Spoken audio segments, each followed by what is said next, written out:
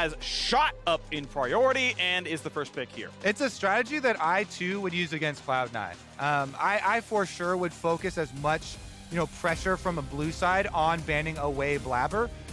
They do give up some priority picks here. Luger on Jinx has been CLG's catch-all, basically. That was their success in lock-in. This bottom lane came in with such an explosive angle on this game, and it allows Cloud9 to steal that away, as well as stealing away one of the easier, more comfortable scaling picks for Fudge. Something he also immediately used in lock-in, put the most time in on. So Cloud9 are happy in exchange for Blaber basically tanking all the hits in pick bans here with the 3 bans and a first pick jungler. He does set up Berserker and Fudge with some real comfort picks. Yeah, so Fudge gets his second Corki game of the year, deathless when he played it. That said, in the LCS, their only loss was when he was on a non-enchanter. Aurelia was a loss for him. That said, see what looks up against Palafox's Ryze. That's been locked. All right, what odds do you give me on support roaming top with the early Karma pick here? Because this, to me, this is one of the first that I actually experienced in solo queue was I had a top Karma and I picked HeCarim, and it is insane the amount of aggression that you can use to take over the jungle. And since they've already banned out 3 jungle champions, you could go for the style of support roaming top where you buff up the jungler early on and you counter jungle a bunch. You get 3 quadrants and try and starve out Blaber and attack Cloud9 at their heart. And I mean, honestly, I feel like attacking Blaber is really useful, right? It's going to be really successful. So I think strategically it makes sense. I would put the odds at greater than 50% that it is going to be Karma top by the end. But obviously you can draft in this way. It's tougher for blue side. Cloud9, I think, reliably grab jungle on 4, and then CLG show their hand. Where's the Karma? And Xin get to counterpick for Summit. I'm wondering if Cloud9 will also ban away the Ezreal, because Ezreal Karma is a very potent lane as well. And you can start to whittle down on some of the flexibility that way by continuing to ban away the really good pairings for bottom side for Karma.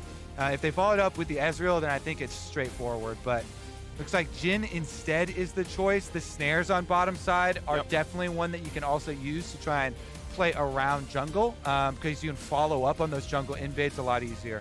Interestingly, they are leaving the Ezreal up. If you go by what Luger's played this year, Jinx, Ezreal, Cog, Caitlyn, Jhin. Well, we took the Jinx, we don't think you're going to play Cog, Caitlyn Jhin off the table, go for it, but the Ezreal is being conspicuously left up. Yeah, and that would be where my money is on the side here for CLG, but it's going to have to be at least, I would assume, a jungle pickup and leaving flex for later, but with Cloud9, LS still there or not, they remain able to use some of these quote-unquote jungle picks as solo lane flexes too. And it seems like they're trying to remain flexible. A Renekton ban is the kind of thing where you are happy if they play Renekton against top Karma. Like that, I feel like you should get nothing out of that one, letting him free farm. He already wins every lane anyway, so what's the point here? There. That's so it's sure like this Karma's maybe going bot lane instead.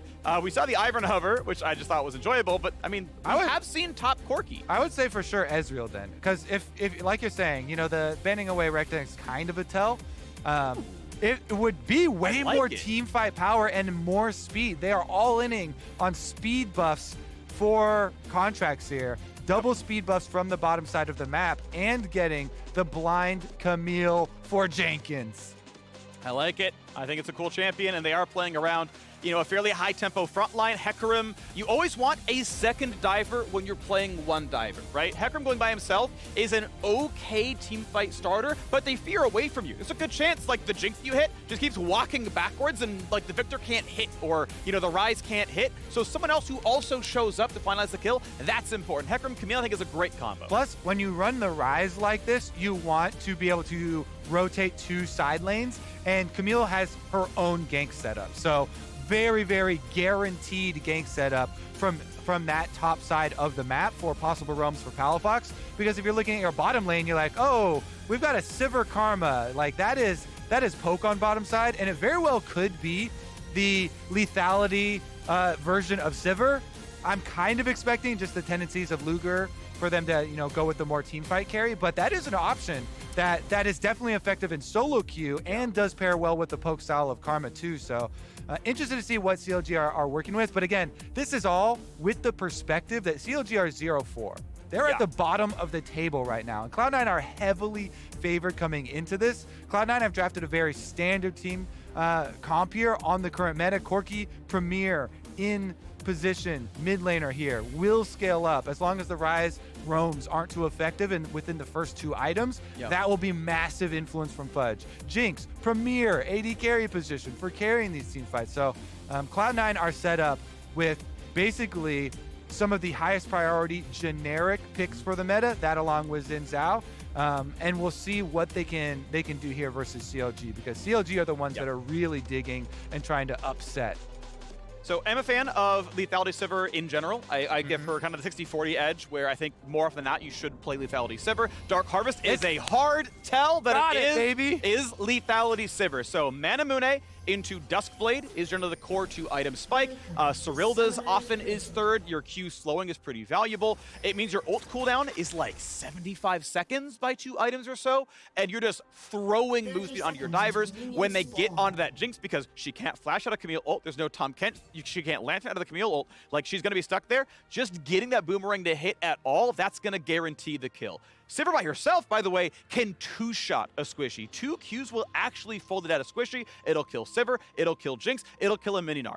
If you have someone else help with that one, you're getting that execution. Dive into the backline. HeCarim gets more move speed. Karma helps that one as well. The bot lane is a support to help the top side carry, and it's about Jenkins and Contractz just running over backline champions. Yeah, I'm actually so happy that we did hit here, because it's a really interesting lane, and with the pairing with Karma can be very difficult as the Cloud9 bottom lane, trying to avoid a lot of this early poke damage and chunking you out in lane. So the way that this lane goes is so incredibly influenced by the amount of skill shots that you hit early on, especially from the CLG side. And they're really the masters of their own destiny. Look at the mini-map.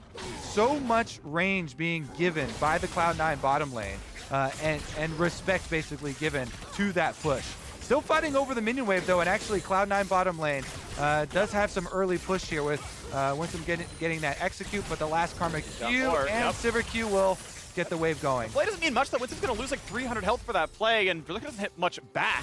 Yeah. It was between Luger's Q cooldowns, but now he's against turret. That's good juke. Could have aimed a bit better. And even if you're Aftershock, maybe that's a little bit more okay. But as Glacial Augment, which is always now for a Thresh, you are so squishy. You don't get any of the damage reduction. I really like the design of runes, by the way, where they diverge it to protect me, Aftershock, protect everybody else on my team, Glacial Augment, and that's kind of the trade-off that you get there. A lot of damage sustained by Winsome, and as we were saying, it really matters in this lane. You are chugging through all your sustain versus this amount of poke. I like the board, by the way. It's better than putting it in the brush itself. The one you just saw Palafox put down at the bottom side of mid lane, tracking that he thinks the jungler is going top to bot.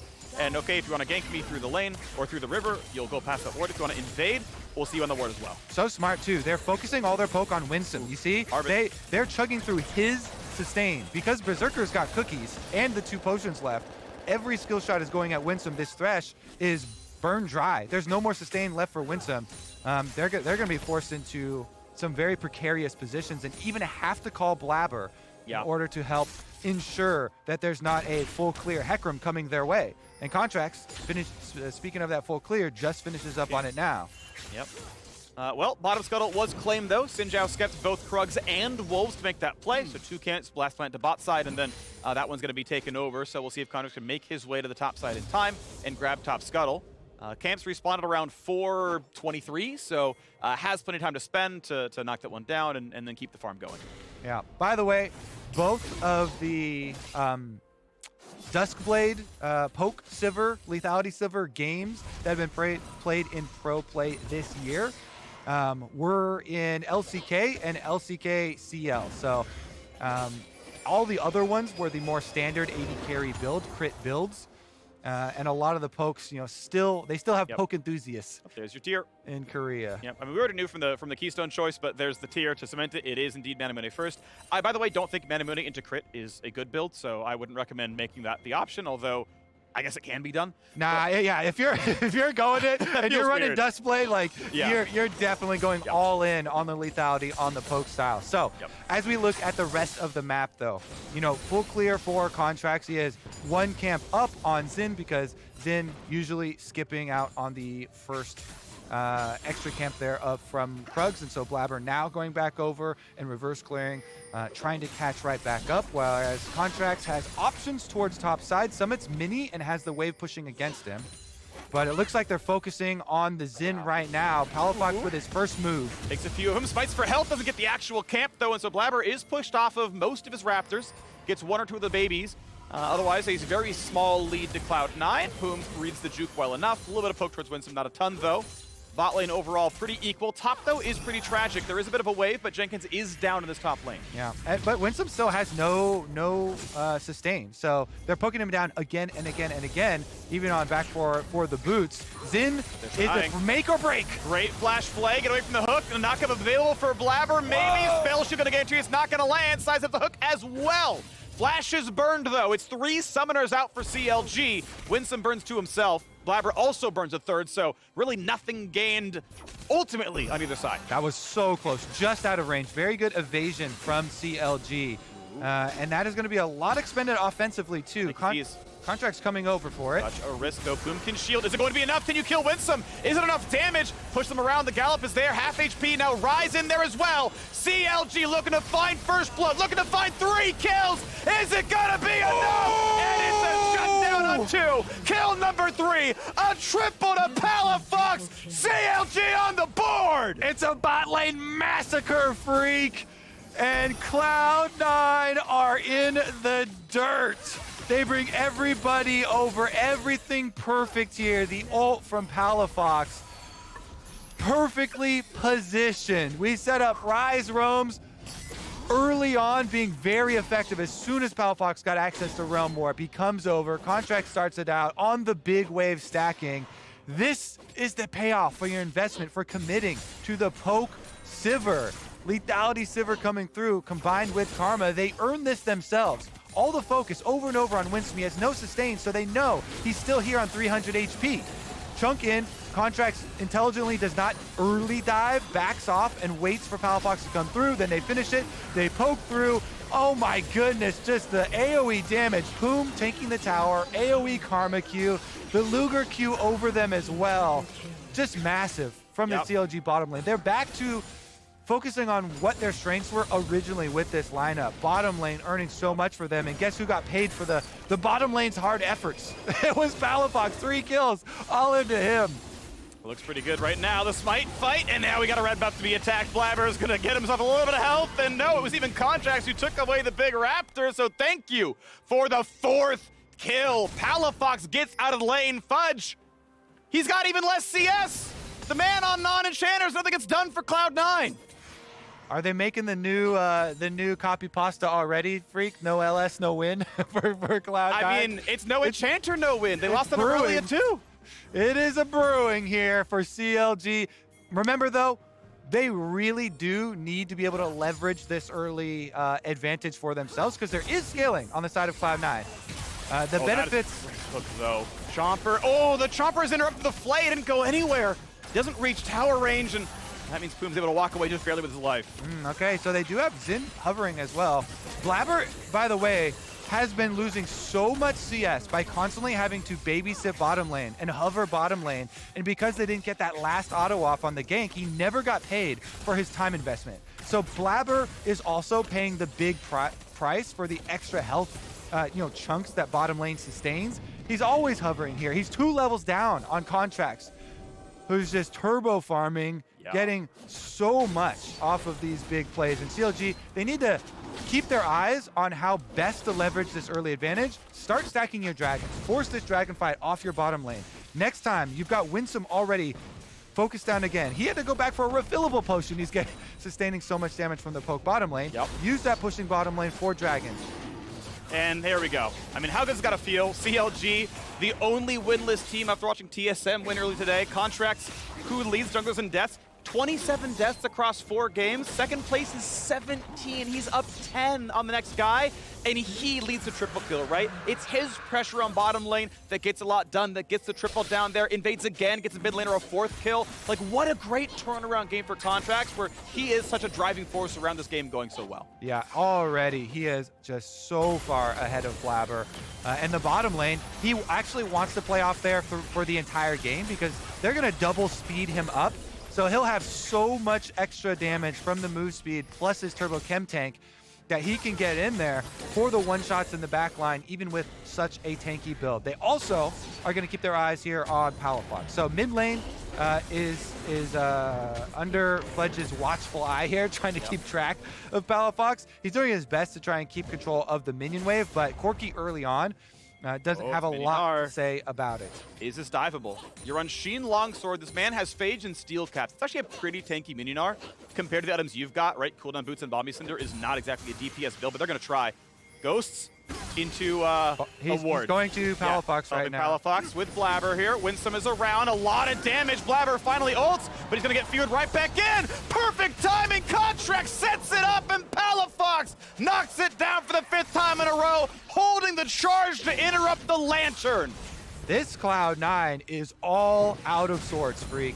They yes, you know, you can say already you have to start chanting, we're scaling, you know, scale for late, because those are your only hopes, right? You're hoping you can get multiple items on Corki, multiple items on Jinx later, but CLG are not going to give you that time. This is insane how big of an opening this is. When you pick off Blaber this time around through River, you also get the Rift Herald, #1, which will just further slingshot your gold lead. Anyways, here's Palafox confidently fighting out on Blaber, buying time for Contractz to get over there. And remember, we saw the Ghost was popped so early by Contractz up by top side. That's the communication from Palafox. He says, get here now. Yeah. I've got Blaber in River. And even with Flash and Ultimate, he's able to get there in time. Flashes for the kill. This is 5 kills on Palafaker. Yeah. And it's always been set up by his team, though, right? And it's not to give no credit to Palafox. He's playing it well, but that bot lane 3-man dive, that was bot lane and jungle playing really well. And, hey, a good roam to clean it up, right? Well done, everyone. But I just want to give all of CLG credit for these plays all being team plays. You got your mid laner ahead, and that's great. He's gonna use that gold. But everyone deserves credit for making this happen. Yeah. I mean, they've been down at the bottom of the standings, so this one, they really, really wanted us. Against one of the 3-1 teams, too. Taking a big swing at the top of the standings is going to be very meaningful. Now, the next big pivot point for them, after getting both early game neutral objectives, early bottom side dragon plus the Rift Herald, which was kind of on our checklist of, okay, now you've got this big early lead, you need to continue to press it to actually get your win, is to use that Rift Herald to help spread the map. They've already basically by hand taken over this bottom side one. So then your next choice is either on top side to open up your side lane split push for your Ryze, for your Camille, or if you pick off Blaber again, you can try and use mid too to open up the possibility of your deep wards and make those invasions that much more lethal. And as Ilya just crushes down the bottom wave, we are seeing Speaking of invades, builds. Yeah, another invade as Contractz. Well, we've got, you know, Palafox's top lane. You know, Summit was winning top. I mean, Summit's up 50 CS in that lane. Like, he's really crushing it. Highest farm practically in the game. I mean, a little bit behind the mid laners, but yeah, Ryze's 5 kills is just stronger than you, especially when you went steel caps. So has pressure top side, gets to use Contractz to invade to get more done there too. Yeah, I think it's actually a really smart lane swap. Because Cloud9, yeah, that is the shining light for them, is the fed Gnar right now, because Summit's you know, been able to keep Jenkins down so much. But the slight lane swap there, Palafox trying to relieve the in front of 3. Pressure! Should have ult to get away, burns it, runs for his life, takes some damage, but he's tanky enough with the chem tank to just ult right back out. Can't land any more CC. Okay, this is right ahead of Dragon 2, so that is 2 ults on the side of Cloud9. Xin, 3 even, because Berserker tried to get the ult there with the Jinx to snipe him at the end, but Contractz too quick on the HeCarim. So 3 ultimates chunked out right before this Dragon gets there. Rift Herald is going to get full plate value, plus the little bit of the extra one there. So CLG, they should be able to get this Dragon without contest. You know, having the ultimate advantage, plus having the positional advantage, and all of these wards through bottom side. So Cloud9, they got to make those little attempts to get back in the game, the brush plays. I like that, trying to set it up.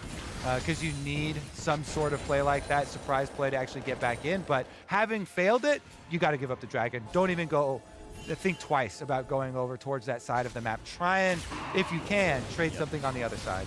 Yeah, down Mythics pretty much in every role that matters right now. Easy pickup here, CLG on their second dragon. Now, not the fastest stacking of all time, right? You're on Dragon 2 at 14 and change. You can do that one in 10 minutes and change instead. Not that it's going to be a problem, just noting that you are not immediately going to be there on the Cloud Soul. A nice one for the HeCarim to be sure. Happy to have the extra movement speed to go with his movement speed, to go with his movement speed, to go with his movement speed. I think he's got 4 ways of getting it right now, and that's going to feel pretty good. Meanwhile, the Hullbreaker has been completed for Summit, so at least in true, split push fashion, he can try and just put blinders on and not look at the rest of the team. He's like, I'm winning my lane, top lane. I'm just, here, I got to focus on myself. And that's what he's going to do. He's got his Hullbreaker plus his steel cap, so plenty of armor for the split push. The problem is that Palafox on the Ryze has Unleashed Teleport and Realm Warp available and is able to push these waves at will to roam up and try and ruin your day. So we'll see if any of these objective bounties actually get cashed in. These are some of the earliest that we have had in the LCS. This just goes to show the giant stomp here that CLG have in the making. Well, quick reveal on a ward, but comes around the backside. Good damage here as the junglers are fighting, but Poome is here for a bit more. Nice It's going to be enough. The lantern is there, but he's stuck in place, and yes, 1 kill. Thank you, Triumph. Contractz walks right back out. Oh my heal maybe goodness. as well. Yeah, Luger helps him out as well. He heals him. The shield from Karma. It feels so fun to play, jungle from this position. And again, following up on this invade, those are the deep wards that we're talking about for taking down mid lane. You can pick people off in transition. CLG, full steam ahead. You can tell how long they have wanted to have an early lead like this, how long they've been starved in the LCS, because as soon as they get it, they are just running this one home. Really nicely used and snowballed here by the CLG members. Everybody except for Jenkins is living the life. Yeah, he's getting attacked pretty hard. It's the Hullbreaker split push is working well. Gnar is not going to be far from actually knocking that turret down. Keep in mind, objective bounties are global. Kill bounties go to you if you kill the champion. Objective bounties are shared across the teams. That is everyone's pockets getting lined to get knocked down that top turret, which is probably going to be next wave. I mean, Jenkins took a hard recall. Palafox is walking back to this one. The TP wouldn't come back up in time for Dragon, so probably holding on to that cooldown instead. No, actually chooses to burn it. Says, okay, he is pushing the next wave. I will burn the teleport then. Do not want to lose the bounty. He will be out teleport for Dragon number 3, but might be worth it. I just really think, too, from Champ Select, especially from blue side, where you have more luxuries of target banning, there's a cool strategy from CLG. Triple ban and first pick against Blaber, and then playing off of a bottom lane with such heavy priority has paid dividends for them, and Contractz trying to pick off. He's in the way. The hook gets him out of there, but we get another fear, and we might get the damage. Coredrinker is huge, and Blaber is able to flash to stay alive, but that is still a flash burned out of Xin Zhao with 2 minutes to go until Dragon spawns. Ultis will come back up, but Flash will not. Second Herald going to be earned off of that nice play to the top side, and we might see turret number 3 fall as a result. Really strong usage, too, of the constant pressure from this lethality Sivir. This is not a common strategy. As we said, there have only been two other uses of it, LCK and LCK-CL. So it's CLG utilizing some lesser used tech to gain such a giant advantage. Chunking out Winsome, focus firing him to continue to keep pushing on bottom side, earning that tower and those jungle invades to also get Contractz to this position, and Palafox picking his roaming push into the Corki pick from Cloud9. Just really good reactions to punish some focus on scaling. As the wards go down 3, or I guess 2 are known to be topside. Palafox autos the ward, Poome swept it. And Summon on a control ward was not seen walking in, so Palafox in 1v3, Mega Gnar into the wall. He's tanky, but not that tanky. He's gonna get into the tower range as well. Stopwatch buys some time. Contractz is not going to pull aggro. Palafox slowed. Flash for the stun. Shut down. Huge amount of money on Summit. 40 seconds till Dragon comes back up. The fear comes across. They're going to run right back out. A kill on the board. Cloud9 inching their way back into this game. Cloud9 needed that one. And CLG, despite trying, cannot get Palafox out of this situation. Stopwatch use, flash use, rest of the team trying to come over to pull him out. But nice hover there from Summit. And again, Summit is the shining light on Cloud9, Phreak. That Summit is the hope, okay? He waits in the brush, has the timing here to pull off the gank, and it is something for them. They're going for the objective bounty, but teleporting behind Fudge. Can he die for this objective bounty? Don't even try and escape. Right, no Sheen. He walks a little bit backwards. This Valkyrie back is not going to matter for anything. He will drop his life. However, it is CLG on the other side of the map. Is there a play?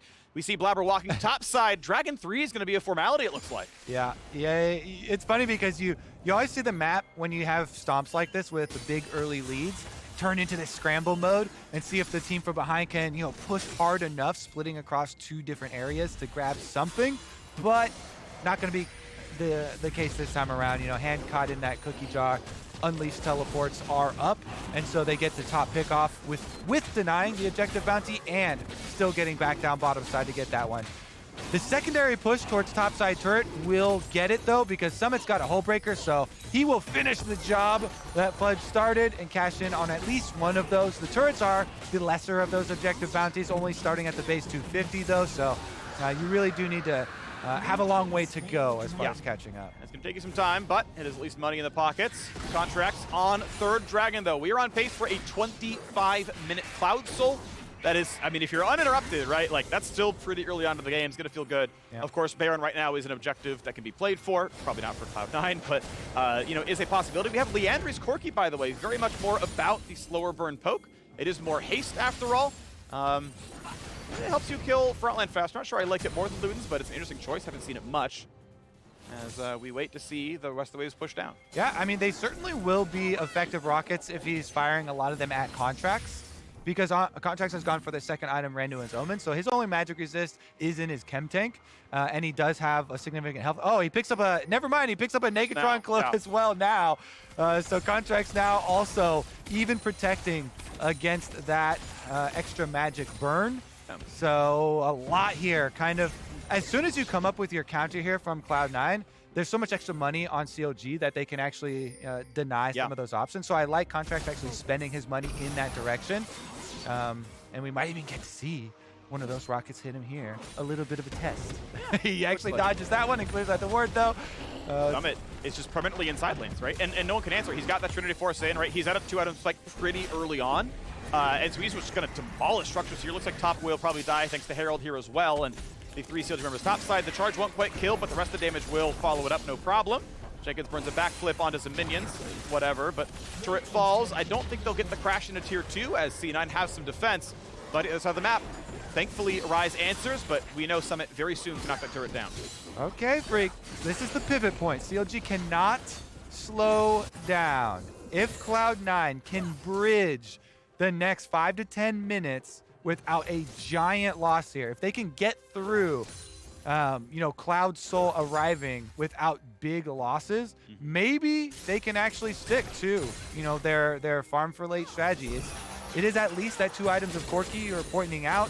The defenses need to hold strong. It's going to be difficult to do because I think CLG will have a pretty good setup for it. But Summit's doing his darndest. Okay, he's out here grinding. Palafox trying his best. Poome walking through a ward to spot this one. Contractz not here as well. Gnar in a second. Crunches back. They're going to land the fear. Is it going to be enough? Oh, yeah, it will. Dead. The roots are there, and Poome able to claim the kill. Did burn the ignite. Able to get the last tick, and that is CLG on the board for a little bit more. They're missing pings on a Baron, but no one's touching it, so CLG, they send 4 over. Palafox can TP to join, and then in a second, they might see Berserker. They go, it's fine. Yeah, all right. Pings do come out. Rotation comes over. Recall actually from Palafox in time. Going to get the purchase first in setup. Item, yeah. All theirs. And so CLG, look at that. They were worried about a possible counterpunch. There wasn't one. Instead, they take away the enemy jungle. And Palafox is able to finish his Zhonya. So 3 item power spike already for this Ryze. Him being the beneficiary here, picking up all 5 of those early game kills, has funded this moment, with that Zhonya's. Definitely has a lot of playmaking ability here as far as the team fight. It's Cloud9 continuing, trying to get farm onto their Corki, onto their Jinx, funneling away. Fudge here, level 15, actually, pushing out the side wave pretty quickly. As the waves go down, and keep that 42 CS lead for Luger here on the Sivir. Definitely on a really good spot now at 2.5 items. At this point, her Qs really do chunk basically anyone on the enemy team. Yeah, and my general, timer for setting up for a really important objective like this is a minute ahead of time, get your recalls off so that you have plenty of time to set up your vision. And that's got to be paramount here for CLG. They're moving in, trying to clear out every little ward that Cloud9 has ever put in this area. Good control wards purchased, and Poome does his part, gaining the brush control first for them in preparation. Now, hard pings down that split push there for Summit. He does have Unleashed Teleport ready. And you can see even like the warp positioning for Poome. It's more important to see the crossroads than to see into the brush that you already own. You want to see them come down that little avenue to the side. You want to see them come around the wolf camp. You don't care if they're like, well, they're already on blue. It's like, yeah, we don't care. Like, seeing them come down is a more important part. So good warp positioning there as well. Just quick tip for anyone playing in solo queue. All right, for the biggest fight, we do have the package pickup here. Time to buy Fudge for Cloud9. See if they can actually make use of it. He's got blue buff as well, so a lot of power, a lot of hope riding on Fudge for Cloud9 now. Summit has done a lot of work early on in this game. We'll see if they actually have the DPS to back it up, though. Summit also charging up his Gnar bar. He's gotten in the perfect position. Just about to go. Contractz wants it. He's on a ward. Here comes the TP for Jenkins as well. Package already burned to cut him off, though, as Contractz chunked down low, gets a couple of shields, barely lives. Summit Mega Gnar, and it's time to disengage. Blaber low as well. Still has his ulti, though. Can hit that when it gets scary. Jenkins waiting in the wings. Dragon getting burned down. 4K health. Is it going to be a play? Contractz could try to ult in for a steal, but he may not want to give away the kill. Dragon will be grabbed, and it's an objective bounty over the top as well. Jenkins able to walk away, but Cloud9 from a 5,000 gold deficit are able to win the team fight, get the objective, and bring it back a little bit. Their pings were up towards Baron, but nobody else is following Palafox, so he's just going to have to run right past it up to the top side wave, push that one out, and Cloud9 will be able to get in place for defense of the other objective easily. Summit, though, is getting teleported on 2v1. He's going to be stuck in place for a while. Good backflip here by Jenkins at a half HP. A flash to safety. Interrupted! Nice job in the hook shots there. Jenkins flash, backflip, and an assisted kill. Now it's got to be Baron call here from CLG then. They just picked off Summit. 43 seconds. He has an Unleashed Teleport, so you know that this death timer puts extra pressure because as soon as he revives, he could Unleash Teleport, and they don't think it's enough time to get over all the way to the top side of the map to Baron and force it. That teleport cooldown there for Cloud9 calls off the play from CLG. It is good tracking from CLG to keep track of that timer, but the pickoff then on Summit actually is not going to reward them anything further than just the gold. Yeah, just the 450 for a kill and an assist, and otherwise it's Contractz. Okay, he gets top scuttle. It's another 100 or so gold, to your side that Blaber won't be able to claim, but as both teams just farm up, that gold lead just sits at that 4.5 to 5,000 gold difference, and as time goes on, that number means less and less. And everybody is very familiar with that looming power of the level 16 Corki. Fudge will, next time on basing, be able to get his 3-item power spike, completing his Ravenous as well. And those are when you can win objectives, you can win team fights just by landing some rockets onto the back line. Luger will have a spell shield for one of the rockets. Palafox is decently tanky, but the objective bounties... That doesn't count, by the way. If a champion doesn't kill the bounty, you don't get the bounty gold. Yeah, unfortunate there, but it's not the biggest of deals. Only the meager 250s there, and as long as they're getting the gold into the carries here on the right place, the 3 items have come in for Corki. That's what they're really focused on. And if you overextend to split push and give up a kill, that's way worse than getting the 250 bounty plus whatever local. Yeah, so right, by missing out on it, it's 500 gold you lose because 250 local, 250 for the bounty, maybe a little bit amped if you're really far behind. Yeah. But if you die in an instant kill, that's 450, right? All of it right back, plus the XP, plus off the map, plus everything else. Exactly to your point, the risk sometimes is just not worth it. And now we have another attempt at the Baron. Keep in mind, Summit is in the bottom lane, does have teleport. and Fudge's rockets are going to be a lot of poke. Misses the first two. Gotta land one of these, still doesn't. He can't find literally any damage. Rocket number 5 misses. Rocket number 6 hits the Baron to leash for CLG, and he's almost out of ammo now. Rocket number 7 misses as well, and now he is waiting to get his next few rockets. One day he'll land a skill shot. Until then, he is on Enchanter duty as Thresh falls. 1 for 0 so far, trying to find the next as Contractz will die. Is the 4v4 going to be won? Fudge dropped dangerously low. Dark Harvest already popped there. Oh! In the back goes Jenkins, a great flash to safety. Ult comes across and Cloud9 hold on, but Luger shoots him down. Summit gonna fall as well. Blaber on the chase, but Luger's still alive. Finally falls. Palafox gonna kill across. 3 kills to 4. It's coming down to the wire. The Realm Warp in does land on the Flame Choppers, almost there for Palafox. They can't finish up on the chase, and Berserker's the only one left alive, but Cloud9 have stopped that Baron. Phreak, the power of the multi-item Corki coming through anyways, even with all those rockets missing. I would actually give further credit to Summit because his Mega Gnar literally just expired. Look at the Mega Gnar bar from him from the setup. All right, he teleports in. We're gonna have to skip forward a little bit here to see the actual fight, but the entire thing drains out here in mid lane, and then CLG go for it, thinking, all right, we've got this window. Look, his Mega Gnar is expiring, but he comes in at the last second. It is gone, and he flashes in, gets the Mega Gnar back to protect his backline. And so then even with all those previous rockets missing, Berserker and Fudge can still do the damage, and then Fudge flashes away on the engage from Camille. They're able to burn down Jenkins. It's only here on the re-engage. Now Summit goes in a bit over-aggressive on the hop as a mini and goes down, but they do get Luger out of it. So with the flash through, well played, Berserker. They are able to at least stop this Baron, and Cloud9 are now operational.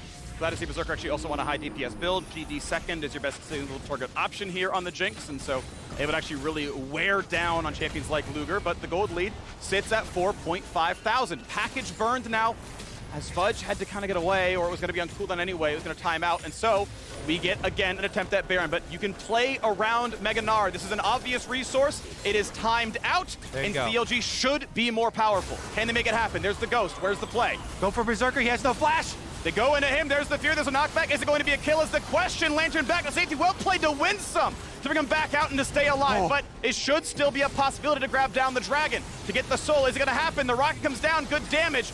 But you've got to be able to claim this one. When will you hit the dragon? They're still waiting around. Contractz getting burned lower and lower. When's the smite going to come through? He claims it. He wins the smite. But the team fight is going to go the way of Cloud9. Oh my goodness, that sacrifice. Contractz goes back in, dodging skill shots. With the E combination damage on HeCarim, smites it, gets it away. CLG, if they had lost that, they would be breaking right now. So Contractz, he keeps the hope alive, sacrifices one death for the soul cash-in for CLG. It is getting so tenuous here. You saw with that Dark Harvest, the last proc on a Berserker, he got down to under 100 HP, taking the Lantern away with Winsome there. They almost bursted him down, but he was rushed to safety by Winsome, and such a close one this has turned into here with CLG trying to keep up the pace. And now they need to split it into the side lanes. They've got the Camille, they've got the Ryze, split pushing back out onto top side. The Unleashed teleports are ready. If they can spread this map and keep it away from the poke damage before these fights that come out from Corki, then they can actually set themselves up for a lot better engages. And you can see the wards start to get a little bit deeper, pushing out on these side lanes and opening up for an opportunity. I'm a big fan of the trailing split push play. When you have this combination, especially with Camille able to lock someone in with the ultimatum, it's a split push, and they're actually doing it. Palafox is going up to hover behind Jenkins. So you can use your Realm Warp to follow up on a Hextech guaranteed engage. They do get... I don't think it saw. No. Very close. The angle is too tight. Had to drop it over the wall earlier, so doesn't spot it. Jenkins solo showing. Realm Warp to show up for a little bit more, but they're not going to quite find the dive. Can't catch it. They've got a wave coming in, and if the rest of the team can show up or kind of cover, they can still get some turret damage. Looks like it's not going to happen, and Summit holds the line. Yeah, I mean, that's the idea, but a little bit further away from the turret and trying to catch them on surprise and have the Camille go first to lock them in is the general practice. Unleashed teleports are ready, though, so everybody could join this party. Cloud9 about to look to see what's going on. Were they invited? Hey, hang on a second. They just need to back off and buy time for the double split push to get the tower. So they're still able to leverage the 2v1 on bottom side and get an objective for themselves for CLG. Now they're re-engaged. Looking for the play. Is it going to be enough? A good lantern in time. Berserker is safe. Contractz to run away, but of course he runs very, very fast. Summit's teleport now on cooldown. Very good threat with the pincer, though. Take the tower, your 2 hover from the split push. They were threatening towards the inside, so they got the ghost over for the attempt here. CLG not able to pull it off, and Cloud9 lived to fight another day, and they only gave up 1 turret in the entire exchange over the last couple minutes. Wards go down again, and CLG can try. 3 people on the Baron. Jinx rocket spots it. That'll be on cooldown for the team fight. Contractz will stay full health, finish the entire fight. Luger spell shoots the Baron knockup for some extra mana and gets to walk away pretty cleanly. Summit though waiting in this brush. Another one spots Cloud9 moving forwards. Contractz burns the ghost, runs away. They're trying to continue. Oh, they got a kill in the bot lane. They 2v1 killed the Corki. Fudge is dead. So CLG can just win the game by stopping the recalls. Do they have blue triggers is the question. What can Summit do? Who can stop what? Because the inhibitor's gonna fall right now. Tries to kill Poome, but he's got the shields. He's got a tower. They did it! He's got a Contractz, and it's signed in blood. 2 kills unanswered. CLG get back out of the bottom lane, and they can try again for Baron if they want to. The double split push again pays off. It was a flash from both Palafox and Jenkins. Not seen on screen. Fudge dies instantly to it. Really nice combination with the dual split push there. They both flash for it, and they get paid. Inhibitors down, they teleport back in to finish the job. CLG trying to pull them to the Baron. You either lose your Nexus turrets, you lose your Nexus, or you lose the Baron. Get back there, Cloud9. You have to defend. Berserker 1v2 not going to work, but with 3 it might be enough. Winsome, does he land the skills? Looks for the flash play, cannot catch Jenkins. And that is Palafox staying out of the circle to guarantee his teammate gets the safety. CCing the Camille would not have helped. You had to hit the Ryze. They get the Baron. And when you believe in CLG the least is when they show up the most. A 7,000 gold lead, a Baron buff, and looking for a killing blow against Cloud9. The faithful hearts are pumping, Phreak. The blood pressure in this game. Losing out on that first soul fight, but then pulling it back with the smite. And now some really good split push macro committing to the dual split push, drawing them across to the Baron, just trying to draw Cloud9 resources to split and pulling off this kill. I hope that we get a replay of that kill where they killed off Fudge and they caught him with the double flashes. But even if we don't, CLG get to now use this Baron and the bottom lane super minions to try and end this game, to try and get their first win of spring split. Can make it happen here. 1 and 4. Keep up with the pack that has been winning games today, and Cloud9 look for something to do. Fudge may find himself falling to 3 and 2. We'll see. Krug's gonna be taken down, no problem here. Moving toward level 18 here is Contractz. Going towards tankier and tankier options. Death's Dance going to be next for him. Already the force of nature in the build. As top turret could be attacked. They're going to try. Here's the haste. And Fudge will Valkyrie backwards. Has to flash away from the fear. Land the fear, rock behind him, knock him in. That's the combo, and it's almost unbeatable unless you Valkyrie and flash to get away. And I want to point out, Palafox hovering towards mid lane too. He's staying well out of range of the Xin Thresh play. They're hovering here towards topside, but he doesn't have the backup now. Nobody else in place to follow up on that one. So CLG will get topside turrets fully destroyed, secondary turret towards mid as well before retreating. I believe he has package. I kind of would have liked to see CLG or C9 look for the 4v3 as Jenkins and Palafox were away. Also a teleport down. You could have maybe tried to force something, but it's now Elder Dragon as the play. Grouped up here. Summit to clean out the bottom wave first. I would like to see, they don't have any or the teleports ready. It's hard for them to continue to split. So Cloud9, good job forcing here. That hook almost lands. Jenkins got to be careful. He's in a 1v5. There's the package over the wall, but doesn't land the slow. So they're going to be 1v1ing for a little bit here.